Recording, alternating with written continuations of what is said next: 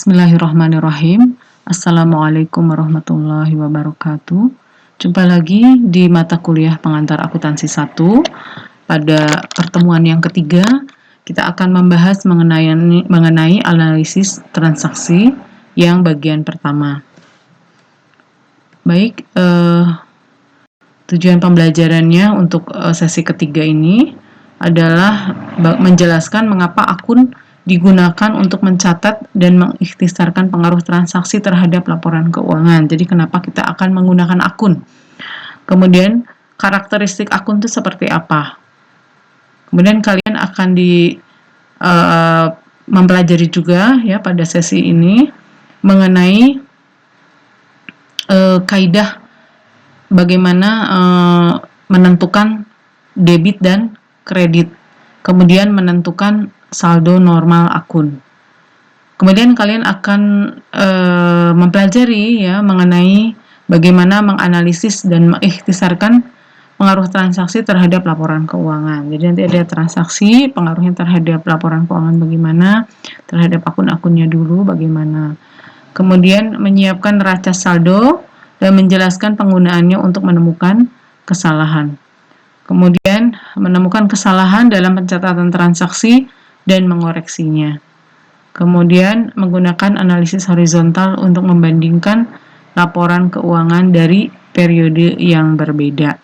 Nah, ini kita akan untuk part 1 ini kita akan coba sampai ke poin 5 ya. Dan poin 6, 7 akan kita pelajari di sesi ketiga part yang kedua. Nah, baik kita mulai ya.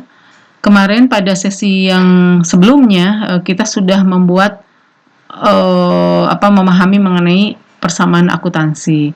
Nah, kalian melakukan pencatatan transaksi ya dengan menggunakan persamaan akuntansi. Dan seperti yang telah kalian kerjakan ya di tugasnya, kalian kan membuat seperti ini akhirnya kan resume atau ringkasan dari transaksi yang sudah kalian catat, bentuknya seperti tampilan satu ini ya. Nah, waktu mengerjakannya lumayan repot kan ya. Anda pasti menggunakan kertas yang lebar, kemudian mungkin untuk scan-nya juga agak ya perlu jadi kecil-kecil gitu kan ya tampilannya, dan ini perlu kertas yang lebar. Nah, sekarang kita akan coba membuat satu pencatatan yang lebih ringkas gitu ya, yang lebih ringkas, yang lebih mudah. Nah, karena tampilan yang tadi itu, yang kita sudah lihat tadi di tampilan ini, transaksi-transaksi dicatat dengan cara seperti itu tidak praktis untuk perusahaan. Tentu saja di sebuah perusahaan, transaksinya itu ribuan atau ratusan setiap harinya. Seandainya Anda mencatat dengan cara seperti ini, mungkin perlu kertas seberapa lebar yang Anda siapkan gitu ya untuk sebuah perusahaan. Nah, sehingga dibuatlah satu sistem ya atau catatan ya yang lebih memudahkan, yaitu dengan menggunakan akun-akun, dibantu oleh yang namanya akun. Apa itu akun? Akun ini adalah disebut juga dengan rekening atau perkiraan ya. Nah, ya. Di sini kita lihat di tampilan 2 ya. Kalian akan lihat bahwa analisis dan pencatatan transaksi menggunakan akun. Ini ada beberapa akun ya. Akun apa saja? Pada akun neraca dan akun laporan laba rugi. Seperti kalian sudah pelajari di sesi sebelumnya bahwa di dalam akun neraca terlibat aset, kewajiban, dan ekuitas pemilik. Nah, saya kira Anda harus menghafalkan ini semua ya, dihafalkan, dimengerti, dan juga dihafalkan ya. Nanti lama-lama akan hafal sendiri sebetulnya kalau sering latihan. Tetapi untuk tahap awal ini mungkin perlu dihafal ya.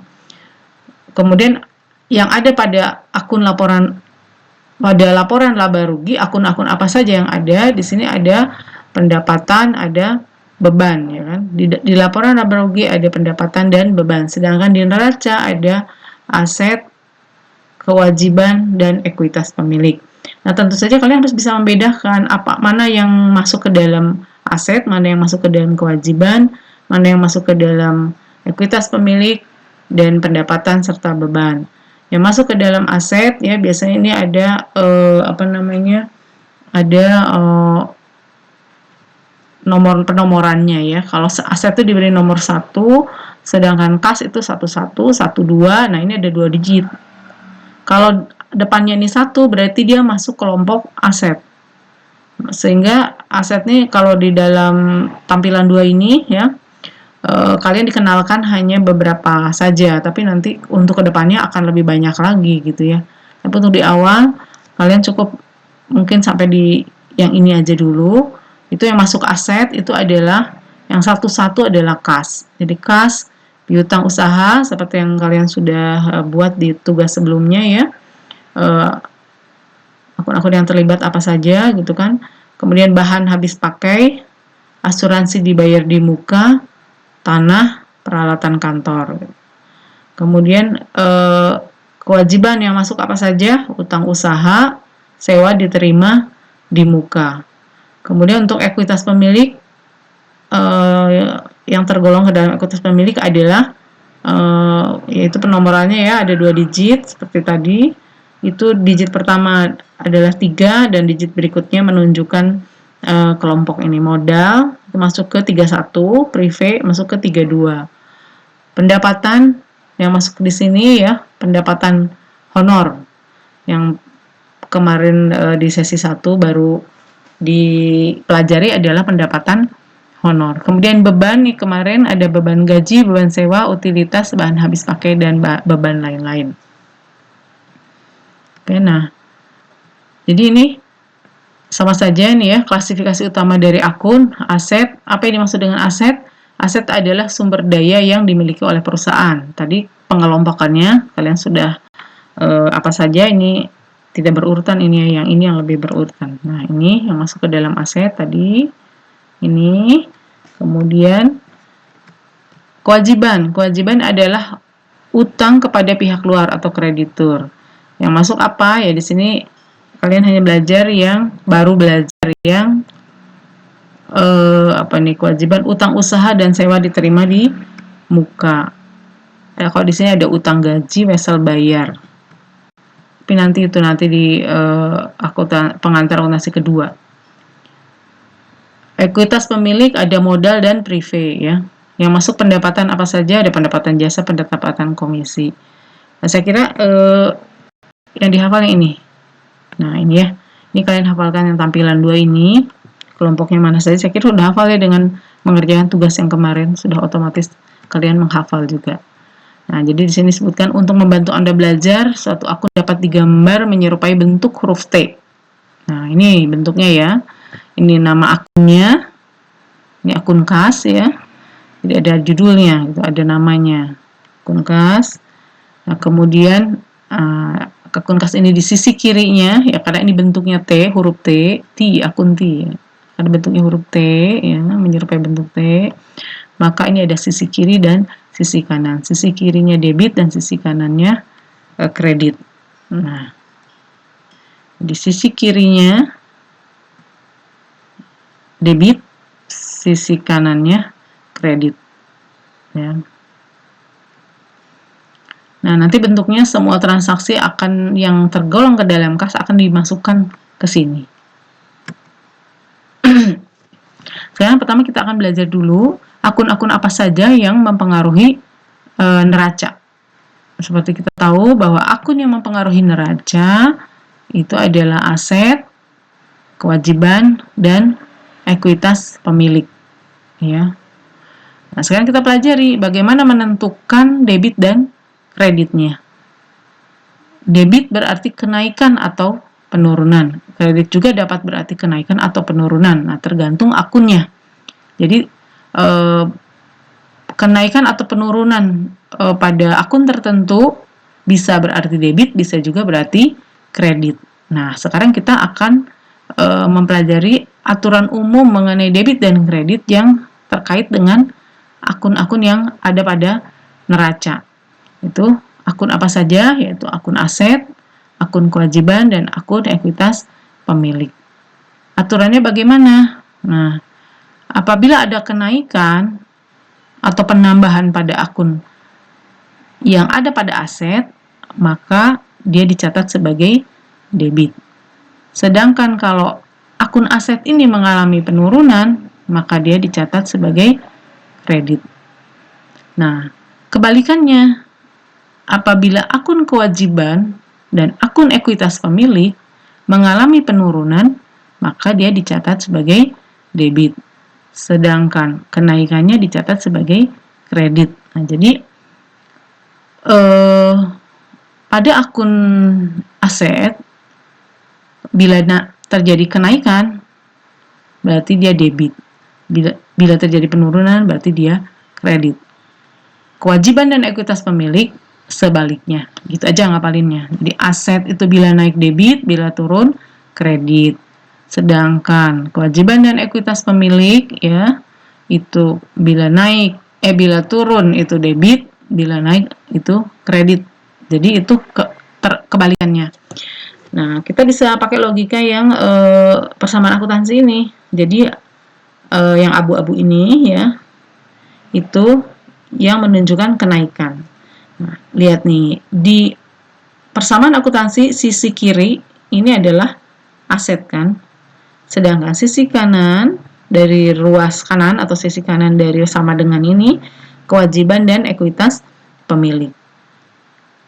Apabila dia naik untuk akun aset, maka dicatat di debit. Sedangkan sisi kanan, ruas kanan, apabila dia naik, maka dicatat di kredit. Nah, ini akuntinya. Jadi kebalikannya ya, kalau naik, akun-akun yang digolongkan ke dalam akun aset, maka jika naik, dia debit. Akun-akun yang masuk ke dalam ruas kanan dari persamaan akuntansi, yaitu akun kewajiban dan akun ekuitas pemilik, jika dia naik, maka dia dicatat di kredit. Jadi sisi kiri kebalikannya dengan sisi kanan. Nah, apa saja jadi yang naik itu? Kalau naik itu debit, semua yang ada pada akun aset. Apa saja tadi? Yang ada kas, bahan habis pakai, itu kan. Nah, semua yang tergolong ke dalam aset, ya bangunan, tanah, semuanya digolongkan. Aturannya adalah kalau naik dia di debit. Semua akun-akun yang ada pada kewajiban dan ekuitas pemilik, apa saja akunnya? Tadi kita sudah lihat di sini, akun yang tergolong pada klasifikasinya ya. Nah, klasifikasinya semua akun-akun yang ada pada ini, ekuitas pemilik dan utang usaha kewajiban, maka dia apabila naik di kredit, kebalikannya dengan aset ya. Jadi semua akun-akun yang namanya ini karena dia tergolong aset, apabila bertambah, kas bertambah, maka dicatat di debit dan sebagainya. Kebalikannya ini, akun-akun yang masuk kewajiban dan akun-akun yang masuk ekuitas pemilik, bila bertambah, maka dicatat di kredit. Kalau berkurang berarti dicatat di kebalikannya, gitu ya, di debit. Oke. Sambil dihafal itu ya, kas itu apa saja, yang diraca kan kas, kemudian kewajiban dan ekuitas pemilik. Itu apa saja yang tergolong kas, apa saja yang tergolong kewajiban, dan apa saja yang tergolong ekuitas pemilik. Nah, akunnya apa saja, aturannya apabila masuk akun aset seperti ini, kebalikannya dengan akun kewajiban dan ekuitas pemilik. Itu yang di neraca. Aset, kewajiban, dan ekuitas pemilik. Kita coba lihat di transaksinya. Jadi kalau ada transaksi gitu ya, maka yang akan mempengaruhi itu akan terpengaruhi oleh transaksi itu paling tidak itu ada dua akun ya. Tapi bisa juga lebih. Nah, kita coba lihat di transaksi pertama. Tanggal 1 November 2009. Siapa ini pemiliknya? Siapa pemiliknya? Cinta Cita ya. Pemiliknya Cinta Cita itu menyetorkan Rp25 juta di rekening bank atas nama Solusinet. Nah, ini adalah transaksi yang sudah kalian buat resumenya ya, ringkasan transaksinya di tampilan 1 yang pada sesi sebelumnya, sesi kedua ya. Nah, ini sekarang kita coba catat dengan cara yang berbeda. Nah, terjadi transaksi menyetorkan Rp25 juta di rekening bank atas nama Solusinet. Transaksi ini kita masukkan ke dalam satu catatan yang disebut dengan jurnal. Nah, bentuknya seperti ini. Jurnal ini ada deskripsinya, ada tanggalnya dulu, ada tanggal, ini bulan ya, bulan dan tahun, simpan di sini. Kemudian ini tanggal-tanggal transaksinya. Kalau masih dalam bulan yang sama, tidak perlu diulang-ulang ya. November tidak perlu, tapi cukup aja satu, tanggalnya di sini tanggal 1, tanggal berapa gitu ya. Sampai habis bulannya. Kemudian ini ada kolom debit dan kolom kreditnya. Kemudian ini halamannya. Nah, halamannya. Dari jurnal ini halaman 1. Karena ini transaksi pertama ya. Transaksi dimasukkan ke dalam catatan yang disebut jurnal. Nah, proses pencatatan ini disebut dengan menjurnal atau journalizing. Pencatatan atau dalam jurnal atau menjurnal. Sedangkan bentuk transaksinya ini, pencatatan transaksinya, bagaimana cara mencatatnya, itu disebut dengan journal entry atau ayat jurnal. Ayat-ayat jurnalnya nih. Ini jurnalnya ya. Kalau Anda memasukkan transaksi ke dalam jurnal ini, ya, itu disebut dengan menjurnal. Nah, ini yang pencatatan ini, transaksi-transaksi ini ada ayat-ayatnya atau ayat jurnal. Nah, untuk transaksi satu ini ya, atau transaksi A ya, pada sesi yang sebelumnya, menyetorkan Rp25 juta di rekening bank atas nama Solusinet. Berarti kan sebelumnya kita sudah pelajari bahwa apa yang dipengaruhi akunnya adalah kasnya bertambah. Tadi aturannya kalau kas bertambah, ya, kas ini kan masuk ke dalam akun aset, kelompok aset. Jadi kas bertambah maka dia dicatat di debit. Kemudian apalagi yang dipengaruhi yaitu akun modal. Akun modal di sini koma, terus nama penyetornya siapa, pemiliknya ya, modal dari Cinta-Cita, modal Cinta-Cita. Nah, ini modal ini adalah masuk ke dalam akun ekuitas pemilik, ya kan? Sehingga kebalikannya dengan akun aset, apabila dia bertambah modalnya, maka dia dicatat di kredit. Ya. Jadi ini sama-sama bertambah tapi pencatatannya beda. Kalau untuk akun kas atau kelompok aset dia bertambah di debit, apabila kelompok luas kanan ya, modal dan ekuitas pemilik ya, modal ekuitas pemilik dan kewajiban itu karena dia bertambah maka dicatat di kredit. Nah, harus selalu ada debit, ada kredit, nggak mungkin debit dua-duanya atau kredit dua-duanya ya. Nah, bentuk akun T-nya seperti apa? Nah, apabila kita tadi di jurnal bentuknya seperti ini, nah ini ada akun T-nya. Akun T-nya adalah untuk kas ya. Tadi seperti kita ketahui bahwa akun T itu seperti huruf T, ada sisi kiri dan sisi kanannya, ada debit dan kreditnya. Nah, ini ada dua akun.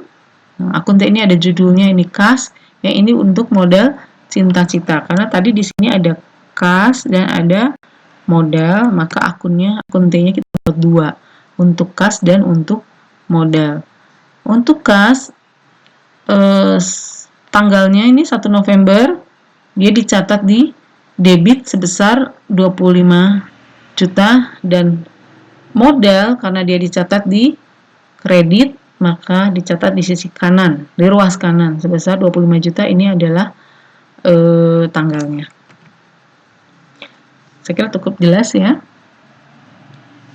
Kemudian ada di neraca ya, maka bentuknya kenaikan akun aset ini di debit terhadap akun kas. Nah, dicatat pada sisi kiri neraca. Nah, seperti ini. Ini laporan keuangannya. Nah, ini neraca. Neraca, laporan neracanya, ada judul perusahaannya, kan ada nama laporannya, kemudian ada periodenya. Nah, di sisi kiri ada akun aset, di sisi kanan ekuitas pemilik. Nah, kasnya dicatat di sisi kiri, ekuitas pemilik dicatat di sisi kanan. Di sisi kanan neraca. Nah, jadi sekalian dalam satu transaksi kalian masukkan ke dalam jurnal ya, nanti akan mempengaruhi jurnal. Seperti ini bentuk jurnalnya. Kemudian akun T-nya seperti ini. Kemudian terakhir nanti akan nanti akan dimasukkan ke dalam laporan neraca. Ini bentuknya kalau dimasukkan ke dalam neraca maka bentuknya seperti ini. Sisi kiri dan sisi kanan. Nah, ini untuk transaksi yang 1 November. Tentu tidak satu transaksinya. Kita lanjut ke transaksi berikutnya. Transaksi B tanggal 5 November 2009. Solusinet membeli tanah seharga 20 juta rupiah secara tunai. Nah, kalian kan sudah tahu waktu sesi kedua kemarin dibahas bahwa kenaikan pembelian tanah ini ya secara tunai berarti mempengaruhi akun tanah. Nah, tanahnya bertambah, karena tanahnya bertambah itu masuknya aset, tanah itu masuk aset, maka dia kalau bertambah maka di debit atau terjadi kenaikan ya, kenaikan atau penambahan dari akun tanah maka dia di debit, dan penurunan pada akun kas ya maka dia di kredit. Nah, ini kita jurnal tanggalnya 5, bulannya masih November, jadi kita tidak catat karena tadi sudah ya dicatat. 5, tanahnya di debit, kasnya di kredit sebesar 20 juta rupiah. Nah, ini keterangannya membeli tanah untuk membangun gedung. Sekarang kita lihat pengaruhnya terhadap akun TI seperti apa. Nah, tanah itu ditulis di sisi kiri karena di debit ya. Tanahnya 20 juta pada tanggal 5 November. Kasnya kita catat karena dia berkurang maka dicatat di sisi kredit sebesar 20 juta. Nah, ini yang transaksi tanggal 1 November. Sebelumnya adalah ini. Ya kan? Yang ini tadi. Ya,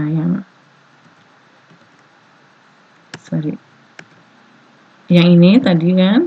Ini yang 1 November. Nah, yang 1 November ada 2 transaksi sudah untuk akun kas. Nah, tanggal 5 November dan tanggal 1 November.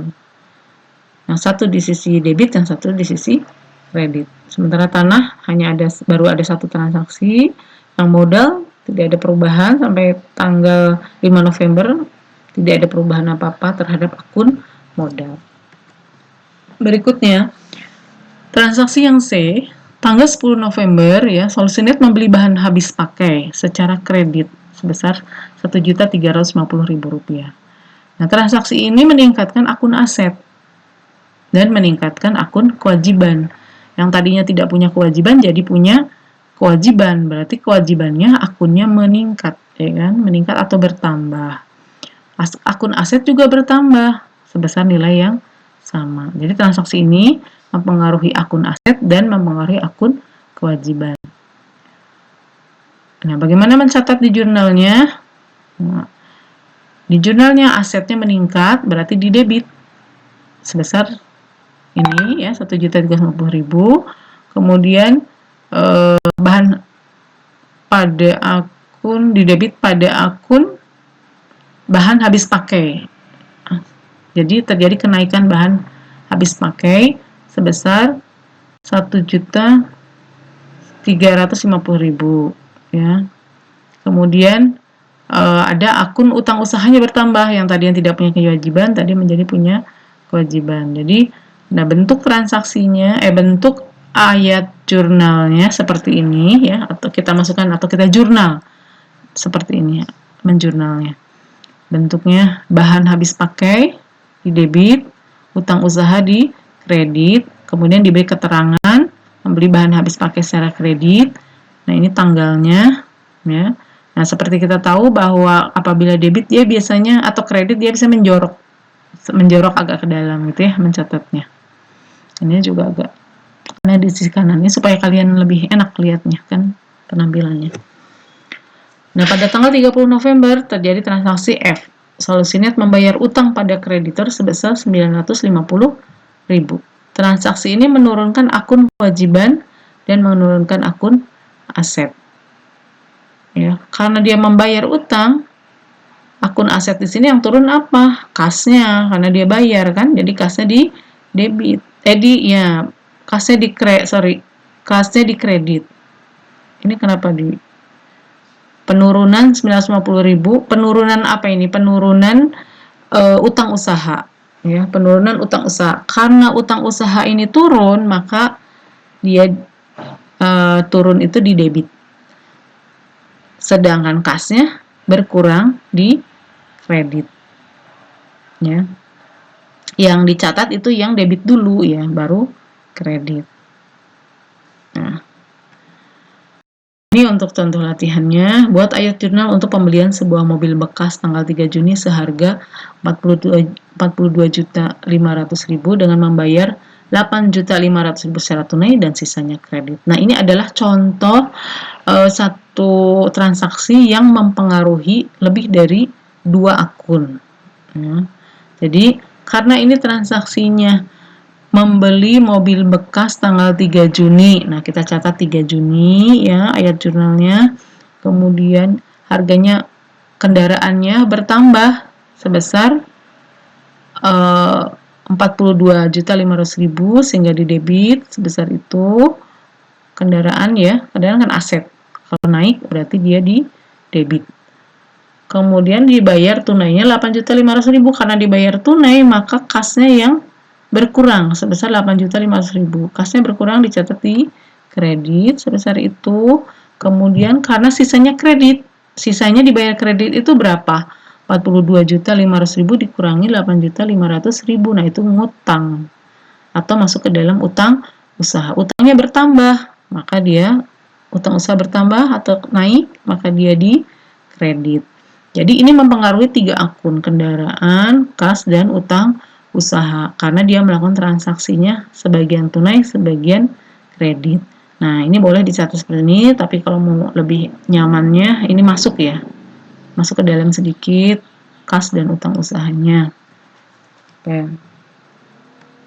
Nah, kemudian pengaruhnya terhadap akun T-nya gimana? Nah, ini kendaraan dicatat di kredit, kas dicatat di kendaraan dicatat di debit, kas dicatat di kredit, dan utang usaha dicatat di kredit.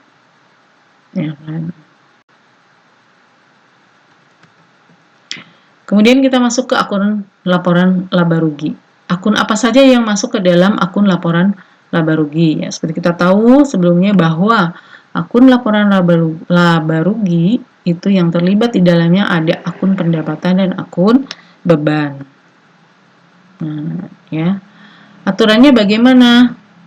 Akun laba rugi apabila akun pendapatan turun maka dia di debit, sedangkan naik dia di kredit. Nah, sedangkan berbeda dengan akun beban, apabila dia naik dia di debit dan kredit turun dia di kredit. Nah, itu untuk akun laba rugi. Ini juga harus dihafal ini. Tapi nanti saya akan kasih tahu caranya gampang menghafal semuanya. Ini kan satu-satu ya. Tadi akun yang mempengaruhi yang ada pada neraca, sekarang akun-akun yang ada pada laba rugi. Tadi yang di neraca ada aset, kewajiban, dan ekuitas pemilik. Pada laporan laba rugi ada pendapatan dan beban. Aturannya seperti ini. Turun di debit, naik di kredit ya. Untuk yang pendapatan, beban kebalikannya. Naik di debit, turun di kredit. Nah, ini aturannya. Nah, gitu ya. Jadi aturan debit kredit dari akun-akun laporan laba rugi yang akun D-nya. Nah, ini adalah ringkasannya dari yang kita tadi pelajari. Akun aset sudah kita pelajari, naik di debit, turun di kredit. Kewajiban kebalikan dari aset, naik di kredit, turun di debit. Sedangkan ekuitas pemilik juga sama dengan ekuitas kewajiban. Turun di debit, naik di kredit. Nah, sementara akun pendapatan laba rugi itu juga turun di debit, naik di kredit. Nah, sekarang kalau beban, beban itu beda. Beban itu naik di debit dan turun di kredit seperti akun aset. Jadi gini cara menghafalnya ya. Akun aset itu yang ruas kiri ya. Ruas kiri ada aset, ruas kanan ada kewajiban dan ekuitas pemilik. Yang di ruas kiri kalau naik atau bertambah dia di debit. Dah. Kalau kebalikannya berarti dibalik. Akun-akun ada yang sebelah kanan, akun kewajiban dan akun ekuitas pemilik, apabila dia ada kenaikan, maka dia di kredit dan kebalikannya. Kecuali untuk akun beban dan prive. Jadi semua yang di ruas kanan itu kebalikan dari yang ruas kiri. Kalau dia naik, maka dia di kredit semua. Kecuali beban dan prive. Beban itu kalau seperti aset. Nah, kalau naik di debit atau debit untuk kenaikan ya. Itu ya. Kemudian ada aturan bahwa akuntansi dengan jurnal berpasangan. Akuntansi dengan jurnal berpasangan didasarkan pada konsep yang sederhana ya. Setiap pihak dalam suatu transaksi bisnis akan menerima sesuatu dan memberikan sesuatu sebagai imbalannya. Dalam istilah pembukuan, apa yang diterima adalah debit dan apa yang diberikan adalah kredit. Akunte mencerminkan timbangan atau neraca. Ini katanya Luca Pacioli. Luca apa Luca? Luca Pacioli, sang penemu akuntansi dengan jurnal berpasangan. Nah, dia mengibaratkan seperti timbangan atau neraca. Harus ada debit untuk yang penerimaan dan kredit untuk memberi. Nah, kalau diibaratkan dengan akun T, sisi kiri itu menerima atau debit, sisi kanan itu memberi atau kredit. Jadi harus selalu ada debit dan kredit, nggak mungkin debit semua. Kalau dia mempengaruhi paling tidak 2 akun, maka akun yang dipengaruhi itu salah satu pasti debit dan salah satu pasti kredit. Nah, kita coba lihat transaksi berikutnya. Solusinet menerima honor sebesar 7.500.000 dari pelanggan atas jasa yang diberikan. Ya. Akun aset meningkat, akun pendapatan meningkat. Jadi ini kemarin kita sudah bahas ya bahwa akun kas meningkat, ya, maka karena dia aset maka dia di debit, karena ada kenaikan di debit. Akun pendapatan meningkat, ya, kalau meningkat pendapatan kebalikannya kan, karena dia di ruas kanan kalau di persamaan akuntansi, maka pendapatan meningkat di kredit. Walaupun ini sama-sama meningkat, tapi yang satu debit, yang satu kredit. Jadi kas pada pendapatan honor, itu cara mencatatnya ya. Keterangannya adalah menerima honor dari pelanggan. Nah, ini yang transaksi yang pembayaran beban-beban, bayar gaji, sewa, utilitas dan lain-lain diringkas satu persatu, diuraikan satu persatu. Kemudian ini semua, nah ini ya beban. Beban ini kan nah ini untuk menilai ayat jurnal untuk mencatat pembayaran dicatat pada transaksi seperti ditunjukkan. Nah, transaksi ini meningkatkan jumlah dalam berbagai akun beban. Jadi beban-bebannya meningkat. Sedangkan aset menurun. Yaitu apa? Kas yang menurun. Kalau menurun kan kredit. Bebannya bertambah. Maka dicatat di debit. Nah, jadi dia di sisi kanan kan dia kecuali saya bilang beban dan privé. Kemudian tanggal 30 November, Solisinet mencatat jumlah bahan habis pakai, kertas, tinta, printer. Transaksi ini menambah jumlah dalam akun beban dan mengurangi akun aset. Asetnya berkurang, yaitu bahan habis pakai, jadi dicatat di kredit. Sedangkan beban bahan habis pakainya bertambah. Kalau bertambah dicatat di debit untuk beban. Nah, ini kalian kerjakan di kumpulan soal ya. Soal-soal yang dikerjakan. Nah, kemudian privé. Privé ini sama dengan beban, tadi kan saya bilang. Dia ini ada di sebelah kanan persamaan akuntansi, tapi sama sifatnya seperti dengan aset. Ya. Kalau dia meningkat, maka dia dicatat sebagai debit. Ketika menarik uang tunai 2 juta rupiah untuk keperluan pribadi, ya, privénya meningkat. Privé itu berarti penarikan modal untuk keperluan pribadi. Ayat jurnal transaksi H ditunjukkan sebagai berikut. Nah, karena privénya meningkat, maka dia dicatat di debit.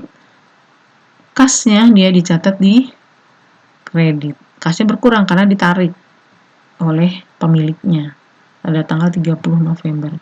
Keterangannya ini, cita-cita menarik kas untuk keperluan pribadi. Ya, dia kan pemilik ya, jadi boleh melakukan penarikan uang tunai. Penarikan modal maksudnya.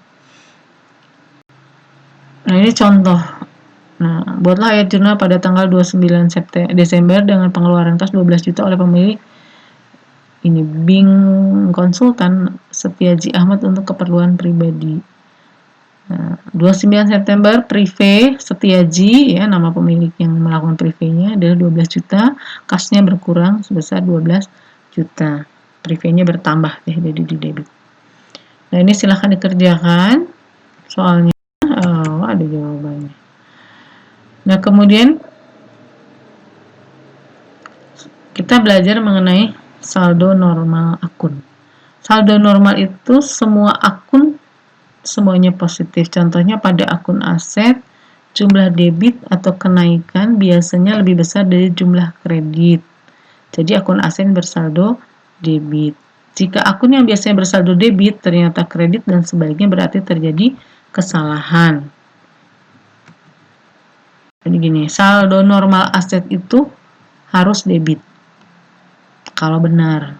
Kalau sampai kredit, saldo akunnya berarti ada beberapa hal yang harus kita waspadai. Apakah ada terjadi kesalahan pencatatan atau situasi yang tidak biasa, ya. Itu tidak normal. Nah, tapi normalnya, saldo normalnya itu adalah debit. Apabila bertambah debit, apabila berkurang kredit. Jadi saldo normalnya adalah debit untuk aset. Kemudian yang pasifa ya, yang sebelah kanan, ruas kanan dari persamaan akuntansi, saldo normalnya selalu kredit. Kalau bertambah kredit, berkurang debit. Jadi selalu kredit. Kecuali akun beban dan privé. Ya, jadi cara ngapalinnya. Saldo normal aset itu selalu debit. Saldo normal pasifa, apakah itu ekuitas pemilik, apakah itu kewajiban, maka dia saldo normalnya kredit. Kecuali beban dan privé, saldo normalnya debit.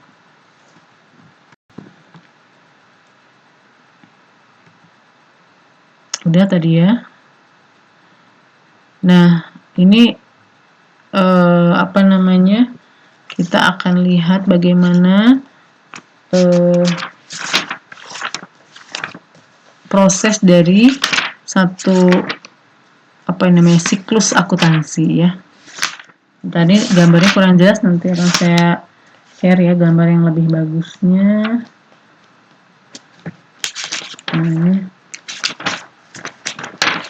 Nah ini ya, ini nggak jelas ya tulisannya. Ini adalah pencatatan transaksi menggunakan ayat jurnal berpasangan. Oh ini bukan siklus akuntansi, sorry. Jadi yang pertama ya, bagaimana cara mencatat transaksi. Yang pertama, transaksi terjadi ya. Kemudian Anda harus tentukan akun mana yang berpengaruh, akan mana yang terpengaruh maksudnya oleh transaksi tadi. Jadi setelah ada transaksi, misalnya Anda dikasih soal mengenai sebuah transaksi ya, tak seperti tadi. Kemudian tentukan akun yang terpengaruh oleh transaksi tadi apa aja. Jadi misalnya membeli tanah, berarti akun yang terpengaruh, Anda pikirkan akun yang terpengaruh apa ya? Oh, aset dan tanah gitu ya. Kas dan tanah. Jadi aset yang terpengaruh gitu kan. Setelah itu tentukan apakah saldo akun yang terpengaruh mengalami kenaikan atau penurunan. Seperti tadi membeli tanah, berarti langkah kedua, oh yang terpengaruh itu kas dan membeli tanah secara tunai. Berarti kas dan tanah yang terpengaruh. Naik atau turun? Nah, tentukan apakah saldo akun yang terpengaruh itu mengalami kenaikan atau penurunan. Naik apa turun ya? Kasnya kalau membeli tunai berarti kasnya turun. Terus kemudian kasnya turun, tanahnya naik. Terus Anda pikirkan aturan debit dan kreditnya, langkah yang ketiga. Apakah kenaikan atau penurunan dalam akun harus dicatat sebagai debit atau kredit? Oh iya, tadi yang kedua kita sudah tahu bahwa yang terpengaruh itu adalah kasnya naik ya.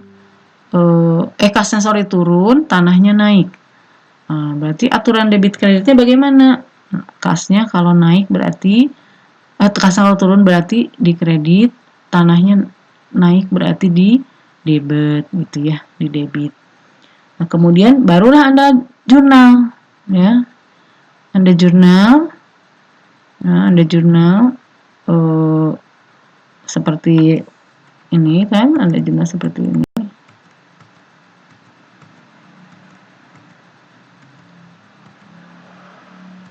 Sebentar ya. Nah, ini ada jurnal misalnya seperti ini, jurnal. Kemudian langkah berikutnya jurnal.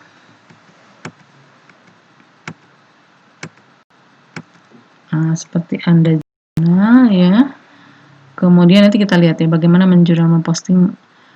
Tadi sudah ya menjurnal. Kemudian setelah di jurnal ya, lakukan posting. Posting ayat-ayat jurnal ini ke dalam buku besar ya. Nah, baru ke dalam buku besar, baru siapkan daftar saldo yang belum disesuaikan pada akhir periode. Nah, sampai situ dulu. Jadi, transaksi, tentukan apa akun yang terpengaruh, kemudian tentukan saldo akunnya itu naik apa turun, kemudian aturan debitnya bagaimana dan kreditnya. Barulah kemudian catat di dalam jurnal atau journalizing. Baru kita posting ke ayat jurnal, ke buku besar, baru siapkan daftar saldo yang belum disesuaikan. Namanya daftar saldo yang belum disesuaikan karena nanti ada penyesuaian. Jadi sampai poin yang 6 dulu. Bagaimana menjurnal dan memposting? Nah, ini ada contoh transaksi ya. Jadi net solution membayar premi sebesar ini. Nah, ini adalah nama transaksinya. Nah, kemudian di jurnal. Jurnal. Nah, ini tanggalnya. Ini asuransi dibayar di muka. Anda pikirkan apa yang naik dan apa yang turun. Apa yang terpengaruh? Oh, asuransi dibayar akun ini nih, asuransi dibayar di muka. Karena dia itu bertambah atau naik gitu kan. Nah, kalau dia bertambah berarti di debit. Kemudian kas turun di kredit. Nah, ini membayar premi untuk polis asuransi 2 tahun. Ini keterangannya, ini namanya menjurnal. Terus kemudian kita akan posting. Nah, ini posting namanya. Nah, ya. Jadi, kita ulangi ya, supaya kalian sini sudah ini transaksi ya, kalian sudah hafal mana debit mana kreditnya. Kalau belum hafal, kalian harus hafalkan dulu, harus pahami dulu mana debit mana kredit. Kemudian, tapi yang cara paling mudah itu adalah Anda berlatih terus. Mana yang transaksi Anda uraikan, mana mana debit mana kredit. Kemudian dimasukkan ke dalam jurnal ini ya, seperti ini. Nah, sudah itu diposting, dimasukkan ke dalam pos-posnya. Ada pos apa saja ini? Ada asuransi dibayar di muka, ada pos kas. Nah, kita lihat dulu asuransi dibayar di muka. Nah, tanggalnya ini kita pindah. Ini posnya masing-masing. Asuransi dibayar di muka, masukkan ke dalam akun asuransi dibayar di muka di pos 11. Asuransi dibayar di muka ini di mana dicatatnya? Di debit. Pindahkan di debit. Saldonya juga debit. Ya. Nah, ini halaman ini nih referensinya mana? Referensi dari postingan ini adalah di halaman 2. Kita catat di sini, halaman 2. Ya. Tadi ada panah apa? Nah, kemudian untuk yang kas, tadi kan udah asuransi dibayar di muka. Untuk yang kas, ya, tanggalnya sama 1 Desember. Kemudian ini adalah nomor referensinya, halaman 2 sama ya. Kas ya, kas halaman ini untuk yang 30 November. Nah, kredit yang tadi ya, kasnya yang tadi sudah dicatat ini. Nah, ini mungkin transaksi tanggal ini 1 Desember ya. 1 Desember. Nah, kita ulangi ya. 1 Desember. Nah, asuransi dibayar di muka. Nah, kasnya berkurang di kredit. Seperti ini. Nah, habis itu kita posting. Ada 2 pos, ada asuransi dibayar di muka, ada kas. Nah, seperti itu ya pencatatannya. Untuk posting asuransi dibayar di muka dulu. Nah, asuransi dibayar di muka kan debit, catat di sini. Kemudian referensinya yang ini. Nah, referensinya yang catat dari sini. Di sini. Sementara yang ini nanti akan diposting dibalik, jadi akan diposting di akun nomor 15. Sedangkan ini kita ambil dari sini. Jadi kalau yang pos ini, pos asuransi dibayar di muka, referensinya dari sini. Sementara yang ini kita ambil dari sini, ya.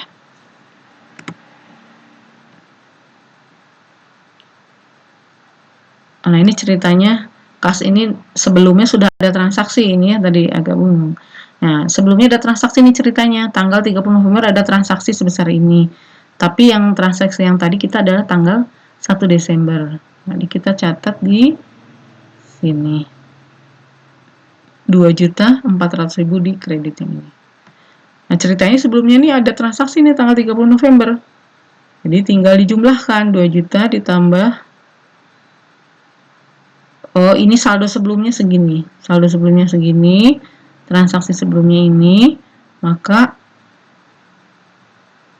dia kemudian ada kredit lagi sebesar 2.400.000. Ini 2.400 dolar ya. Kemudian 0,00. Nah, kemudian ini dikurangi Nah, dikurangi 2.400.000, jadi 3.500.000. Jadi saldo kas ini tadinya debit 5.900.000 pada 30 November karena ada transaksi sebesar 2.400.000 dolar, maka dia berkurang 5 juta dikurangi 2 juta, maka dia saldonya itu debit tapi sebesar 3.500.000. Ini kebetulan transaksinya kredit semua. Nah, ya, ini akun nomor 11. Nah, ini cara membuat referensinya ini diambil dari sini. Sedangkan ini diambil dari sini. Nah, ini tadi posting ya. Ini yang tadi sama juga ini langsungnya. Atau bisa kalau kalian bingung dengan yang tadi, ini bisa dilihat nih ya. Yang seperti tadi, tapi tadi dalam bentuk dolar, ini dalam bentuk rupiah. Asuransi dibayar di muka 2.400.000 debit, pindahkan ke ini kan posnya asuransi dibayar di muka. Nah, berarti dia ada dua pos, asuransi dibayar di muka dan kas. Asuransi dibayar di muka, ini akun asuransi dibayar di muka, yang ini akun kas. Yang kedua adalah akun kas. Jadi di dalam jurnal ada dua akun, kita posting ya. Kita posting ke dalam dua akun, ya, satu akun asuransi dibayar di muka dan satu akun kas, karena ada dua akun. Kita pindahkan yang 2.400.000 ini yang asuransi dibayar di muka, kita pindahkan ke pos asuransi dibayar di muka pada sisi debit, sedangkan akun kas sebesar 2.400.000 kita pindahkan ke akun kas di sisi kredit. Ya. Jadi tinggal pindah aja, tinggal posting. Ini dimasukkan ke dalam akun kas, akun asuransi dibayar di muka, ini dipindah ke dalam akun kas. Nah, ini 1 Desember ada transaksi lagi ya. Seperti ini. Ini ada transaksi lagi, menyewa tanah, menyewa kas.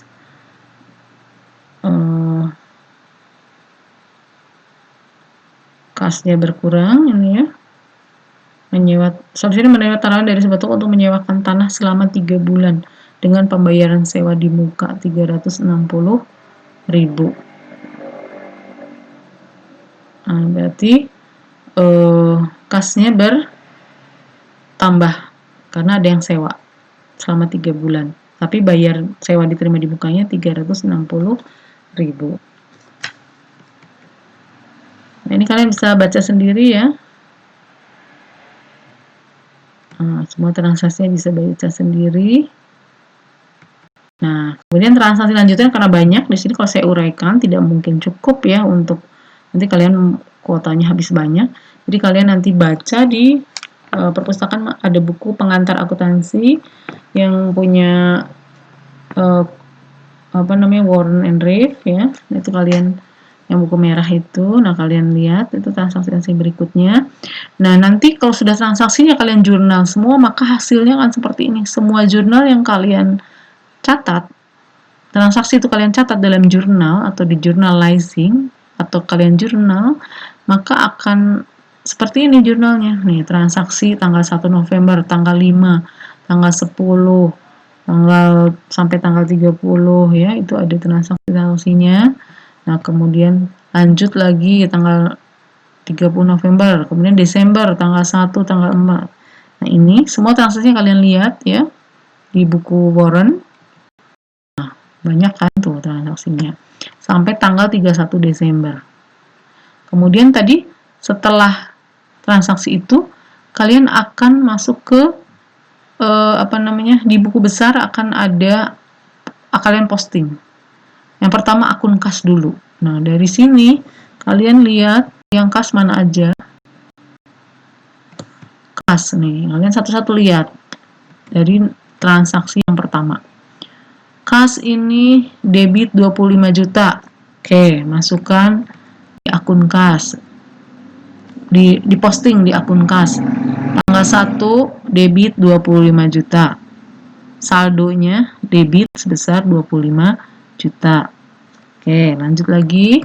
Kita lihat di jurnal kas ada lagi nggak tanggal 5? Oh, ada nih kas tanggal 5. Tanggal 5 kas, tapi dia kredit. Kita masukkan kas di kredit. Tanggal 5 ada kas bentuknya kredit sebesar 20. Saldonya bagaimana? Debit dikurangi kredit, berarti saldonya 5 juta. Berarti kan debitnya lebih besar daripada kredit, berarti saldonya di debit sebesar 5 juta. Kemudian kita cari lagi yang ada kasnya. Mana lagi? Tadi tanggal 5 udah. Kemudian tanggal 18 nih ada kas sebesar 7.500.000 di debit. Masukkan, posting lagi. Tanggal 18 7.500.000 di debit. Berarti ditambah 20 ditambah 7 juta. Debitnya tadi saldonya 5 juta. Kita tambah dengan 7.500.000, saldonya jadi 12.500.000 karena masih lebih banyak debitnya daripada kreditnya. Terus kalian cari lagi yang kas mana lagi. Tapi harus berurutan. Tanggal 18, terus tanggal, jangan yang sini sana, jangan berurutan. Tanggal berikutnya ada kas nggak? Ada, catat, posting di kas. Tadi udah. Oh, ini ada kas lagi nih tanggal 30, kas nih tapi kredit. Masukkan ke posting lagi ke akun kas tadi. Tanggal 30 juga ada nih. Tanggal ini tidak ada. Lewat. Cari lagi. Terus begitu sampai habis. Nah, kemudian kita akan catat posting yang modal. Modal ada nih, modal di kredit. Kita posting sekarang yang modal. Akun modal. Mana? Ya, modal di sini tidak ditampakkan ya. Kita usaha deh. Kita usaha. Piutang usaha mana? Cari di sini piutang usaha. Ada nggak? Nah, ini piutang usaha. Tanggal 16. Piutang usaha debit. Masukkan piutang usaha, posting ya. Posting di piutang usaha. Nah, ini di debit. Nih, saldonya debit. Terus tanggal 21 katanya ada juga nih. Kredit. Berarti ini dikurangi ini. Jadi sisanya debitnya, saldonya debit segini. Tanggal 31 ada lagi debit juga. Berarti dijumlahkan. Bahan habis pakai cari asuransi pribadi muka. Semua yang ada di dalam jurnal ini semuanya cari semuanya. Semua akun-akunnya ada, punya akun-akun semuanya. Posting semuanya. Setiap akun yang ada. Sampai habis semuanya. Nah, baru nanti kan kalau kalian sudah posting semua, terakhir saldo terakhirnya berapa?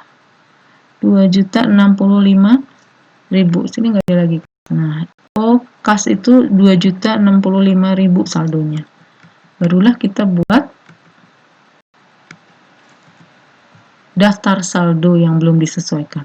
Kas saldonya harus saldo normal harus debit. Jadi 2.065.000. Piutang usaha saldo terakhirnya ini ya. Saldo terakhir, transaksi terakhir itu 2.220.000. Saldo normalnya di debit. Pindahkan di daftar saldo. Piutang usaha 2.220.000. Asuransi dibayar di muka.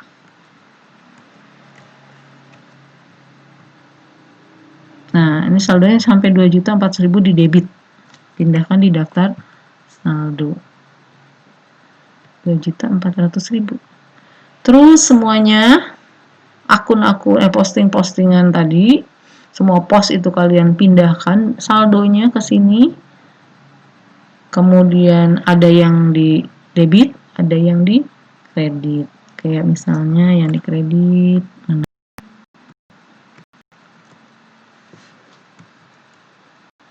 Di sini tidak ditampakkan ya. Nanti kalian lihat yang saldonya nanti utang usaha, ini kan kredit. Sewa diterima di muka, nanti akan kredit saldonya. Pendapatan honor. Nah, saldo yang debit ini kalian jumlahkan berapa? Ini harus sama dengan saldo yang di kredit. Kalau tidak sama berarti kalian ada salah. Kita belajar salahnya ada di mana. Yang jelas ini kalian harus sampai daftar saldo yang belum disesuaikan. Jadi pertama kalian belajar dulu, hafalkan dulu ya, aturan debit kredit. Setelah itu masukkan setelah hafal dan bisa menjurnal, masukkan ke dalam jurnal ini, baru kemudian masukkan ke dalam diposting ke dalam masing-masing akunnya, ke dalam masing-masing postnya. Setelah itu saldo-saldo ini kita pindahkan ke daftar saldo ya. Baru kemudian kita akan jumlahkan semuanya dan harus sama, seimbang, kiri dan kanan harus balance ya. Saya kira gitu ya untuk pertemuan ketiga, sesi ketiga ya, bagian ke-1. Mudah-mudahan kalian bisa memahami, berlatih yang baik. Nanti lihat di daftar tugas latihannya ya, latihan yang harus kalian kerjakan. Sampai jumpa di sesi berikutnya. Assalamualaikum warahmatullahi wabarakatuh.